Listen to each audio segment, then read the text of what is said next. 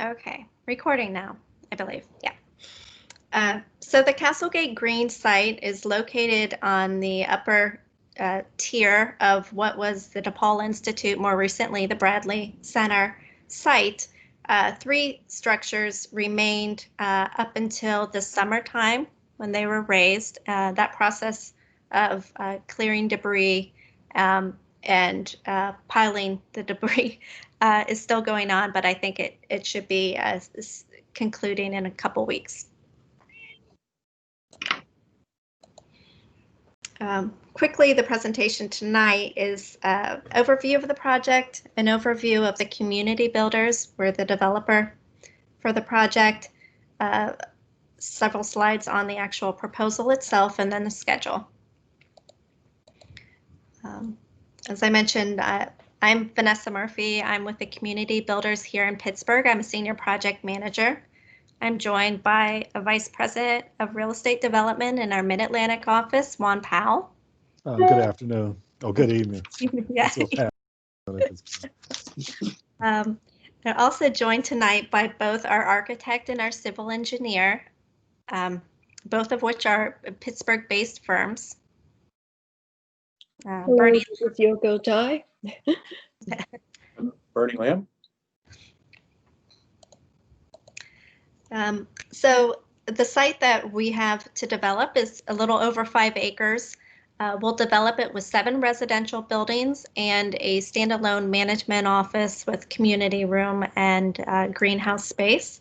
The 7 buildings will be 4 townhome strings, 2 garden apartment buildings, and 1 stacked triplex.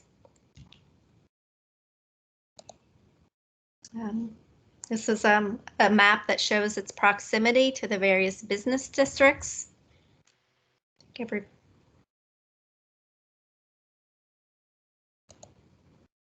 The larger site was subdivided in 2017. Subsequently, the Dorchester Senior Building was constructed in 2018 and occupied in 2019, 60 senior apartments. What we're going to construct next would be it's a family development, keeping in line with what has already been developed on the site, affordable housing. Ours actually will be mixed income housing. I believe the senior property was 100% affordable. Our property will be mixed income, but will be general occupancy with 1 bedroom, 2 bedroom, and 3 bedroom units. Just a quick background on the community builders. As I mentioned, I'm here in Pittsburgh. My office is in the East Liberty. TCB was founded in 1964. We are a nonprofit. We were founded. We technical assistance to community development corporations. As we matured, we've evolved into a larger developer, property manager, asset manager, and we invest in communities for the long term. So that is one aspect of the way we do development that's sometimes a little different than for-profit developers that are also in this industry. We own and manage over 12,000 apartments. We operate in 14 states. Our main headquarters are in Boston. We have a DC hub, Chicago hub, New York hubs. As I mentioned, we have real estate development, property management, and we complement this with resident services. And we would be providing resident services on the Castlegate Green site as well, which means that this individual, I would say a primary goal of resident services is to ensure housing stability and intervene if there are any households that are struggling in that regard. But this individual works with families, connecting them to resources, but also strengthening relationships and within our communities with activities and programming that bring outside organizations to our site. quickly go through to show that TCB across our portfolio, we do a variety of different types of projects. We don't do a cookie cutter approach. When we go into a community, we assess the context, we understand the type of needs that the site or the community has, and then try to work with a design that fits that context. So we've done historic renovations, some larger scale redevelopments of public housing sites, multi-phase developments, more master planning, mixed income communities, urban work, which again involves some historic rehabs, but also some really contemporary. This one in the corner here is down in Boston, outside of Harvard campus. We have in Chicago, the cold, long winters. You know, we have designed sunroom space to really provide kind of uplifting areas for residents. So really trying to respond to the context. And then some more of our rural type developments.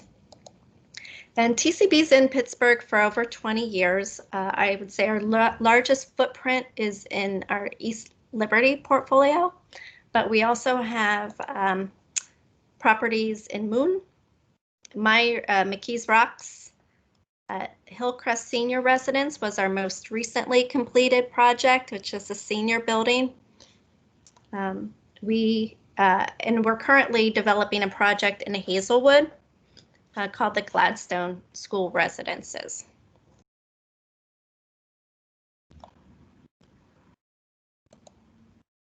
Here are some images of our East Liberty properties. These were, as I mentioned, started 20 years ago. Some of these earlier. This was a retrofit of an existing property. And then more recent buildings that flank Penn Avenue and have commercial space on the ground floor. This is our Hillcrest Senior Residence. Okay. And for the development proposal, as I mentioned, 51 units. We have a breakdown of 11 one-bedrooms, 29 two-bedrooms, and 11 three-bedrooms. Their units are within 2- and 3-story structures. The 2-story townhomes front on Dorchester Avenue and maintain the context and scale of the residential housing in Brookline. The larger 3-story garden apartments are interior to the site. The includes common green space, some raised planting beds, similar to what you saw at the Hillcrest Senior Residence, and then some community garden space that would be adjacent to the community building.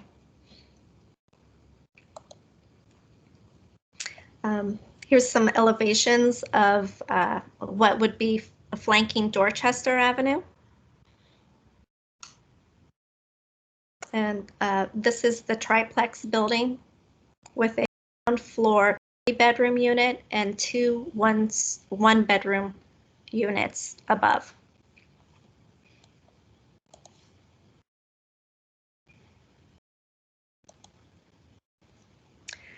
The garden apartments would be 1- and 2-bedroom units. I should mention, all of the apartments in this proposal have private patio or balcony space associated with them. The garden apartments provide 1-story living, which would make them well suited for still younger active seniors that want to be in an apartment or 1-story apartment, but not yet necessarily interested in moving into an elevator style building down below. And the concept that we're going off of and integrating within the community is that of an agri-hood that really seeks to integrate gardening as a part of the project and a means to bring the residents together and increase socialization among the residents in the community. Here's a schematic sketch of the community building. So it will be a one-story building. And at this point, I should say, excuse me, we're in schematic design. So some of these illustrations will evolve and site plan will evolve slightly, but the general layout and concepts are the same. Thanks. So with respect to the programming of the apartments, getting into the various income tiering for the units, the way the project was awarded low-income housing tax credits from the Pennsylvania Housing Finance Agency in August. And it's a very competitive process to be awarded these credits.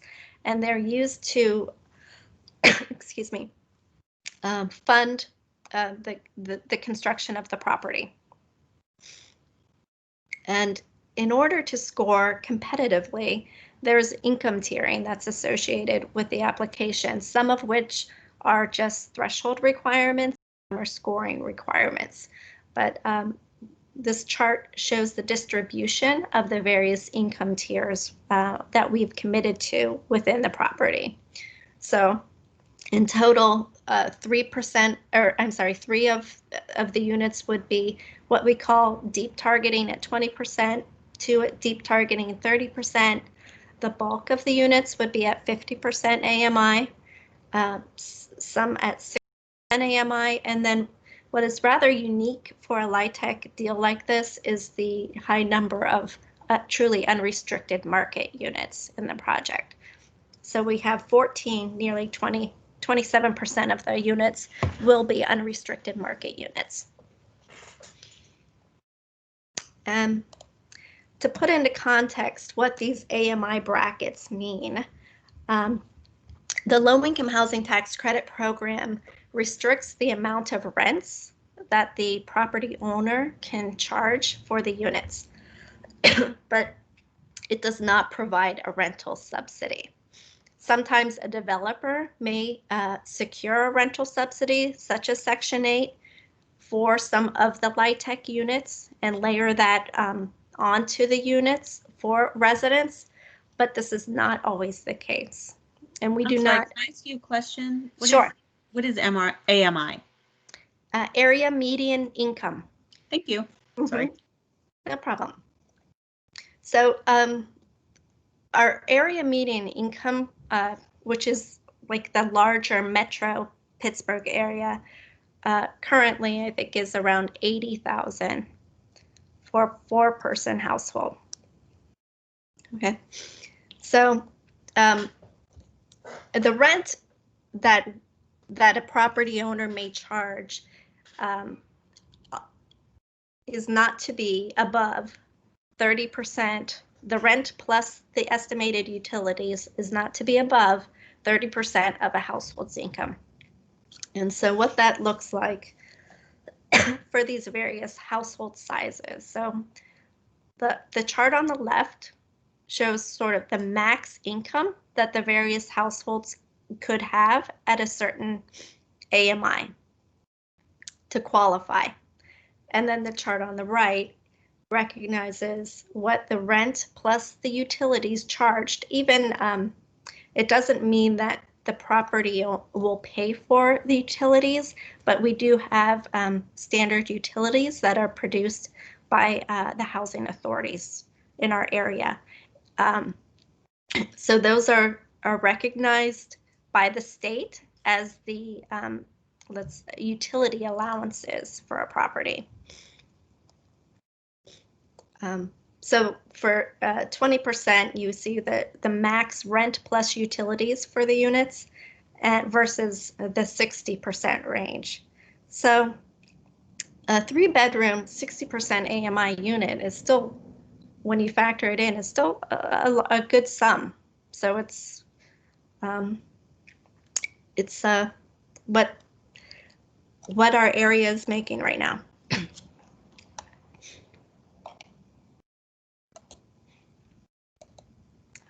Okay. So this is a slide I thought maybe the residents would be particularly interested in, a discussion of what we're proposing along Dorchester. Our entrance to the site would remain at the intersection of Dorchester and Avenue and Castlegate Avenue. We are recommending that Dorchester be widened at this location to allow for some street parking on the side, and improved with sidewalks, street trees, and proper crosswalks. Now, Bernie, you had anything else to add about what we're proposing on Dorchester?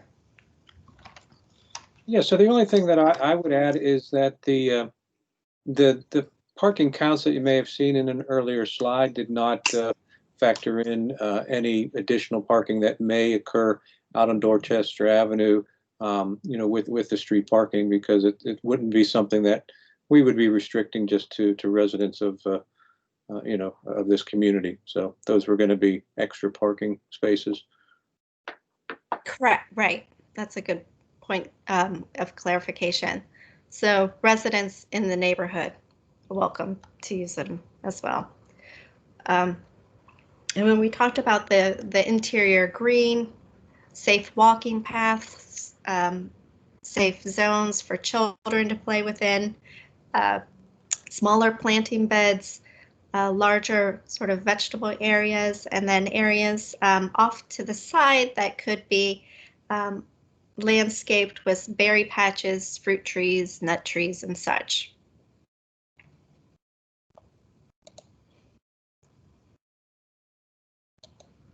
On the project schedule, so last year at this time we applied for the 9% low-income housing tax credits.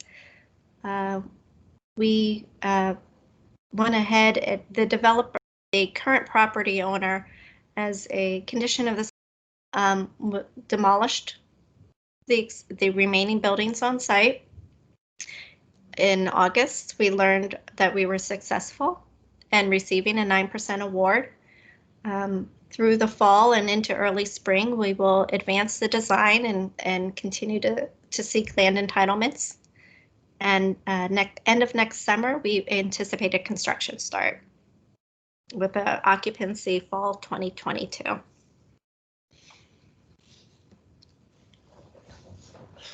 So we're hoping to get some feedback on kind of the site plan a little bit, maybe some of the architecture proposed. But Blake, if you have any questions that we can answer at this time.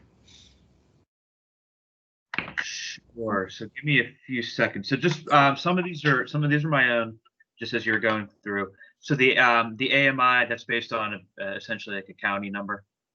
Yes. Okay. One of the residents' questions related to school district, and I'm not really sure where this came from, and I'm not sure if this is exactly a question you can answer as a developer. But they were curious which school district the children will be going to.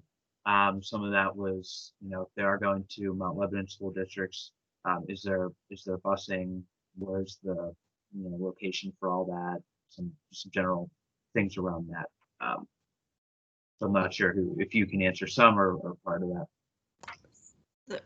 So I will say it's my understanding that they will go to the Mount Lebanon school district, and also that there is not busing in the district, so that they will have to find their own way to school. Okay. That's correct. Mount Lebanon's a walking district, so we do not have busing.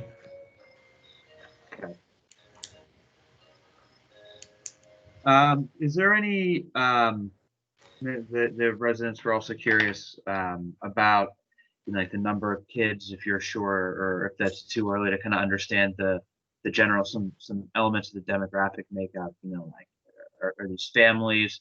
You were mentioning in your presentation that you thought some of the buildings were ideal for senior citizens or people who weren't yet ready for senior living. Is it your intention that you're going to be trying to bring like seniors and people, 50 or over, or is this just, is there no sort of sense of that? I believe it's going to truly be an intergenerational community. I think certainly, with the 3-bedroom units, 11 3-bedroom units, will have a nice number of families. But, unrestricted units doesn't mean they're necessarily going to a family. Yeah. But the bulk of our units, as you see, are 2-bedroom units. Mhm. Yeah. Yeah. So. Okay. Is there any sort of traffic calming within the development? Like speed bumps, things like that, to try to discourage people from kind of tearing around and tearing out in the middle of the street? Just it's common in our part of the woods. People driving pretty quickly. So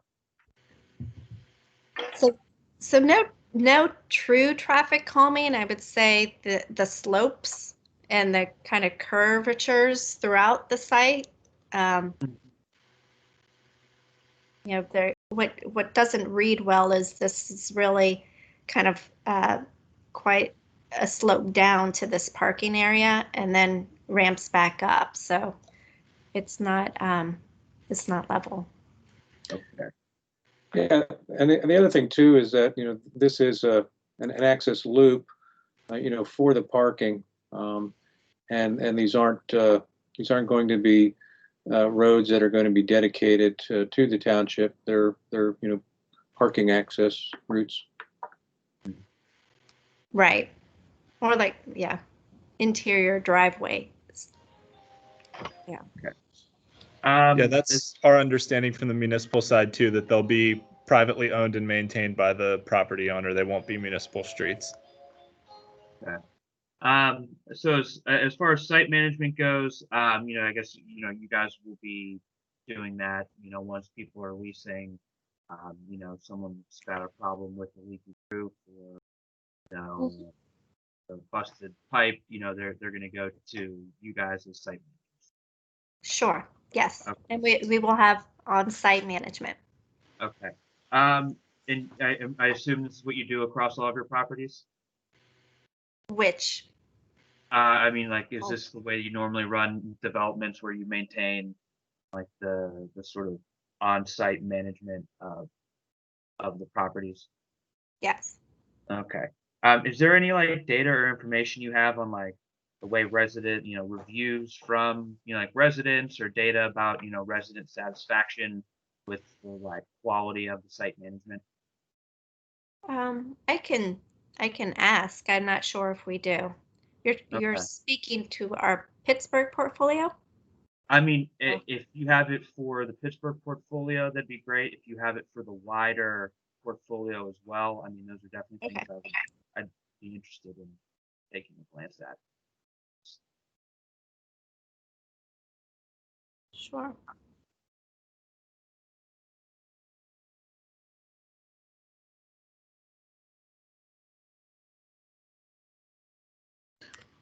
I had a question, just as a follow-up. So last time you had come to the planning board in Mount Lebanon, there were some questions about traffic and doing a traffic impact analysis. Have you had a chance to do any of those kind of studies yet? Yes, actually, last week our traffic consultant, Trans Associates, they did do a traffic memo and count. I can send that over, but it was prepared for Domi, and we do have a call with Domi on Friday. Okay, good. That's great to hear. I'm glad you got that in with them and are able to get on the phone with them. Yeah.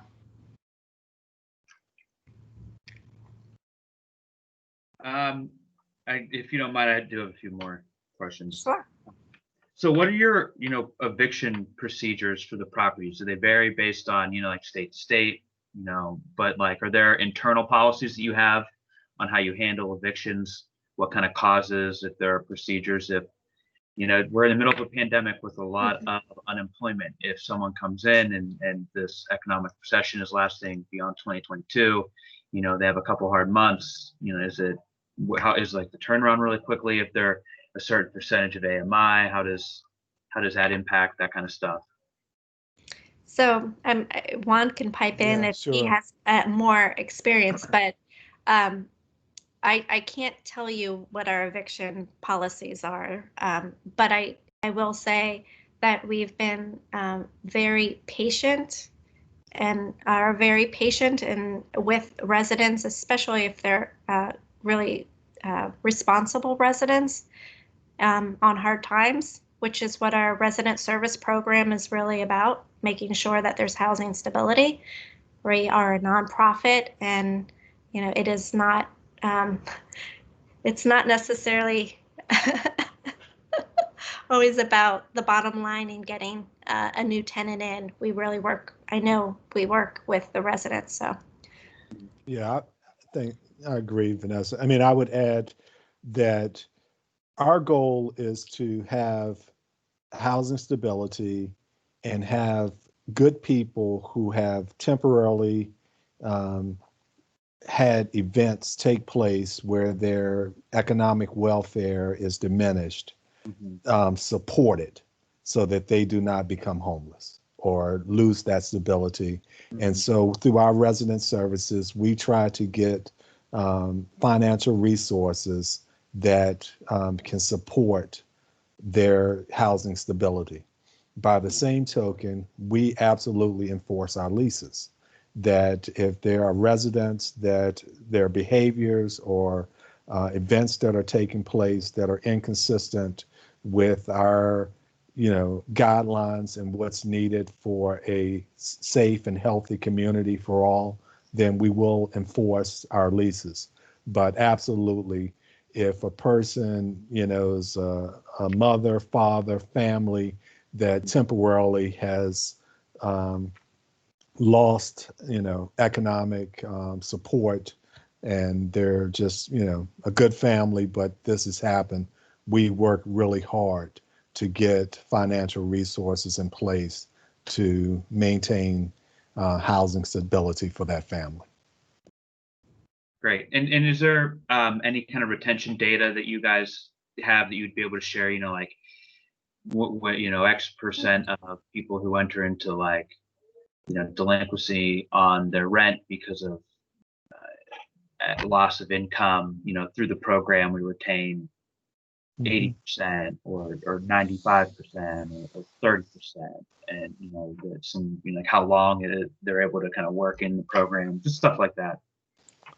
I'm not sure. It's I can tell you one of the things that we're doing now, and I saw a presentation earlier today actually. We're trying to do a better job of developing analytics on what's happening with our residents and various factors.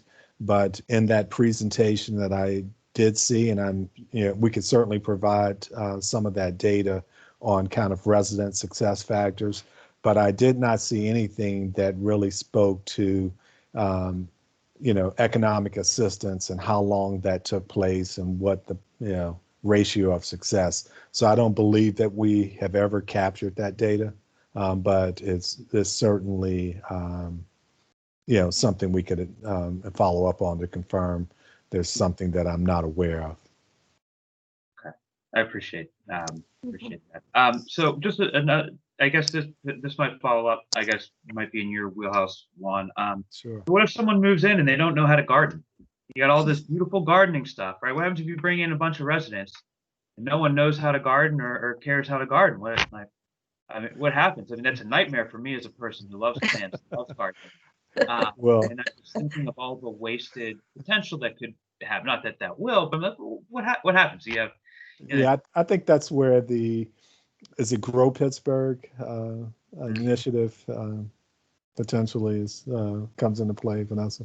yeah. So as I mentioned, I would say every project is unique, and not just unique in its architecture and its site plan, but unique in the partnerships that are formed for that site or for those residents. So I think in that case, our property management and our resident services seeks those outside partnerships.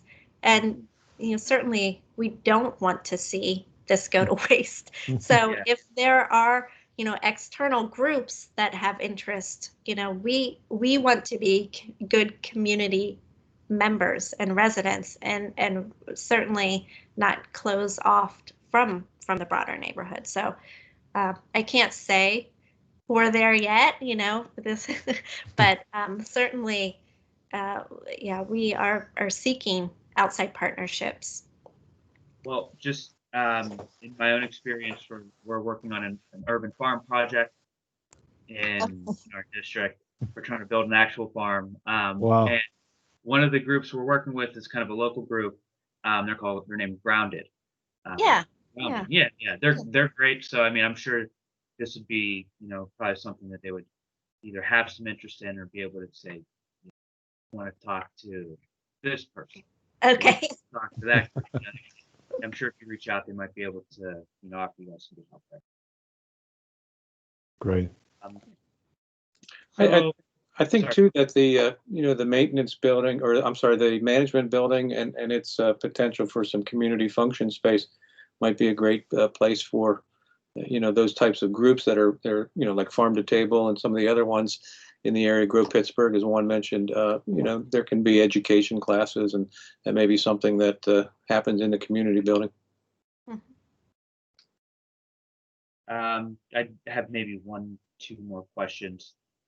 So just what happens if you've got a resident who's in, 20% AMI, and the next year after they do their taxes, they've bumped up to 30%, or they're at 50%. How does that impact your requirements, and what happens with that resident? So I don't know all the technical pieces of it, but I do know that they're not displaced. So they're able to remain in their unit, and I think there's something where they can go up to 140% of their AMI bracket. So there's specific compliance requirements, but written to protect the resident, I would say. So, I mean, ideally, if, everyone moves in across the brackets, everyone prospers, thank goodness, and economically everyone finds themselves in a better place, as long as they don't exceed that 140% of their starting bracket. There's no, I mean, the rent will don't quote me on the 1/4 if it's, I'm not, I mean, more or less, so that, you would assume, I guess, their rent would change some, but, if they hit that 140, they're not getting displaced because you have to have a little less. Okay, sorry. I think I understand. Yeah, I will also say, though, when that occurs within a building, if there are market units in the building, once you get to a certain, if it's 140 or something, management would have to convert a market unit to an affordable unit.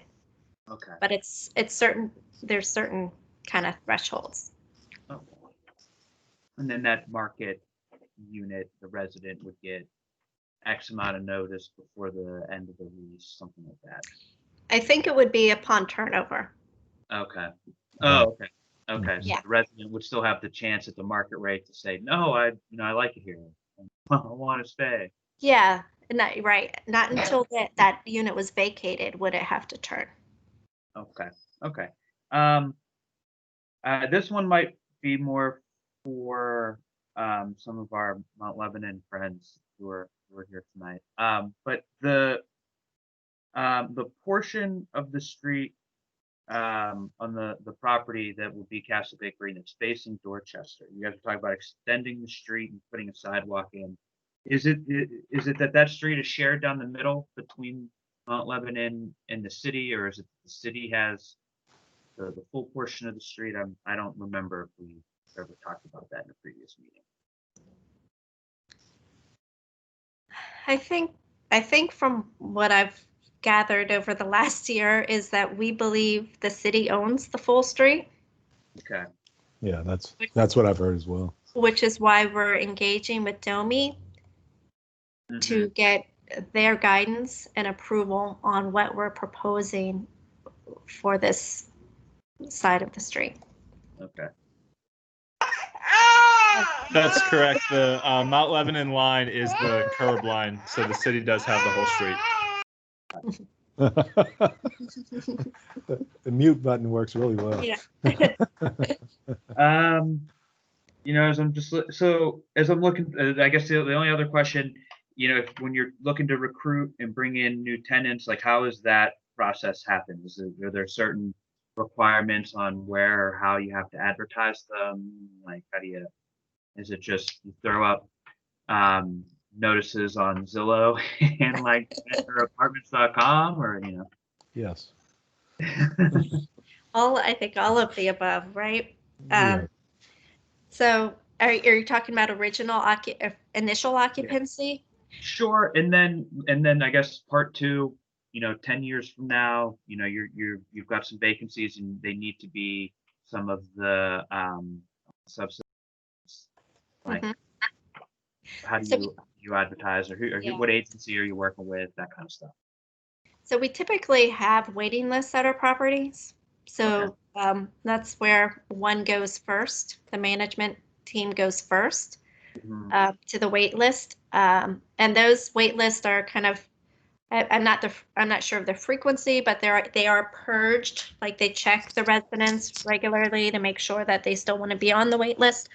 Our market units certainly are advertised on Zillow. In terms of initial occupancy, I believe there's 120 days or so prior to occupancy that interested residents can start to apply for the property and start to have their financial situation reviewed and evaluated with respect to the income guidelines. Okay. Thank you very much. I don't think I really have any other questions. Some of them, a number of them where you had them in the slides and stuff. So okay. Sure.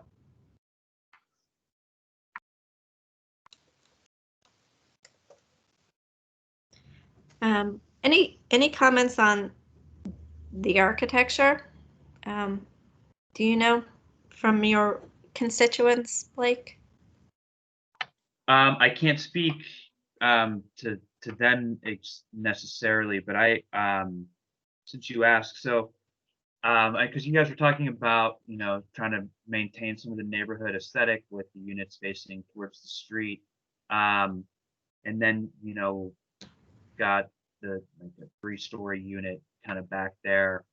And I'm wondering in what ways the street facing homes will reflect the established aesthetic beyond just being a single family structure, and then how the 3-story units will kind of fit into the neighborhood aesthetic where there aren't really more than just a 2-story shared home, right? We're looking at essentially smaller but apartment buildings popping up over the edge of a very residential community.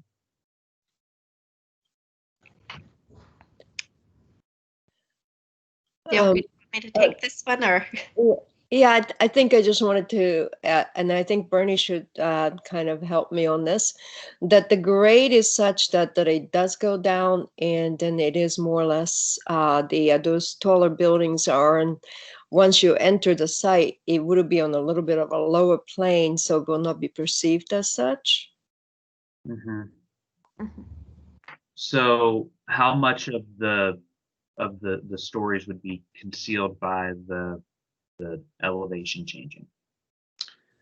So when you come into the site here, we probably are going to pick up about 2 feet, which puts us really at the highest point in every direction, all 4 directions, this way, that way, and then we are probably at about 1226, and then for an example, we are at about an elevation of around 1218 over here, So we're dropping down, about 8 feet. So there's only about an 8-foot drop in this here, but they're, as Vanessa said, this is still a schematic plan, and I think there is some discussions that may be happening about some of these shifting, and this is one of the areas where we're talking about maybe considering concealing these taller units a little bit differently by actually maybe placing them in a different area of the site, so that it does open up this view even more through here. Mm-hmm. And I would say the design guidelines that Mount Lebanon has have a lot of brick requirements. So definitely the fronts of all of the units along Dorchester are brick, with accents of cement board. And then interior, a little more cement board, but definitely more brick to integrate into the context of Brookline. And when those, would there be more like presentations that will be public facing about the designs as they continue to develop? Like once we're looking at, coming, a little closer to construction start in summer 21 before, final schematics are approved, will there be more opportunity for, for that kind of presentation and for discussion of like materials and what's actually going to look like up front? So I think we can certainly come back to this group with that. I would say probably at the conclusion of our design development phase. Mm-hmm. And I guess too, Ian, we're going to be coming back for preliminary and final design as well, and there'll probably be opportunities to share more elevations and renderings at that time as well. Yeah, because there are elevation requirements for the planning board submissions. And really, I think one other thing to consider too is that, the previous use on the site was there was a chapel building, there was a school building. So those were pretty tall buildings as well. And from what I've seen so far, at least through your architecture, it's well within the height requirements that Mount Lebanon has in the zoning code. Yeah, that's a great point, Ian. I mean, the mother house that was in this, we're not, even with these 3-story structures, we're not going to be nearly as high as that one was. And I mean, I grew up around here. I learned how to ride my bicycle in the parking lot that was up there. Yeah. And from my parents' backyard, I could see some of these buildings. And so when, like I can envision very clearly in my mind what a 3-story apartment complex could look like in terms of looking out over that way. And, it's a much different view than, like a church building. Yeah. So, I am interested in getting a sense of what that elevation and height on those buildings will be. And I do know there are some of those elevation changes kind of once you get back behind where some of those buildings were. And so, I recognize there's an opportunity to kind of go down on that elevation some, but Yeah, so I am if you're, interested in that as that kind of moves forward. yeah, Blake, so if you're familiar with that parking lot that was right about here, that was at about an elevation of 1224, which was very close to this peak of 1226 that I spoke of when we came in. So this actual plateau where it was the parking lot, it is really what's going to be, the portion that's going to be taken down almost 8 feet. So, and then if these taller buildings do end up over in this area here, you're probably well aware that the adjacent site with the Salvation Army and this large tree buffer here that's in between the two sites is quite a bit taller than that already. And just so you know, I wasn't able to. If you were using your mouse when you're saying, if you look here. Oh, yeah, that's, I'm not sharing my screen, sorry. I couldn't see any of that. So It was I was moving on my able screen. to- I was able to follow parts of it, you know, just because. But yeah, no, I would. Good point. Yeah. No, but I hear you, and that's good to know that some of the actual site is going to be adjusted in terms of elevation and all that. But I'll still be interested to kind of get a sense of that as it becomes a little bit more settled. Mhm. Okay.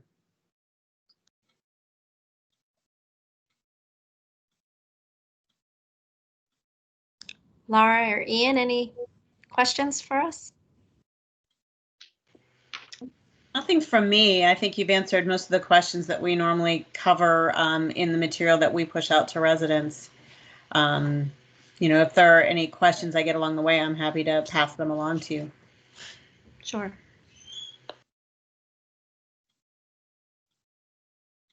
Or I should add, any like potential renters, if people are interested, just to be kept abreast of that, we're happy to take names and sort of keep that so that they can remain current. Sure. We also have our municipal magazine is delivered to every house and business in Mount Lebanon. And we cover all new developments as, part of the editorial, but we also have advertising in it as well. So just throwing that out there for your initial push. Because there's a lot of, as I'm sure you're aware from your market studies, there's a lot of Mount Lebanon to Mount Lebanon transfers, upsizing, downsizing, things like that. So there would be current residents, I would think, who would be interested as well. Okay. And I don't really think I had any questions from my end. Now I'll obviously see your planning board submission the next time you guys come in front of us. But just to let you guys know as well that we still are doing our Wednesday morning land use group meeting. So if you want to bring anything back in front of the group to take a look at before you come back before the planning board, just let me know and we can get you on an agenda. Okay. We appreciate that.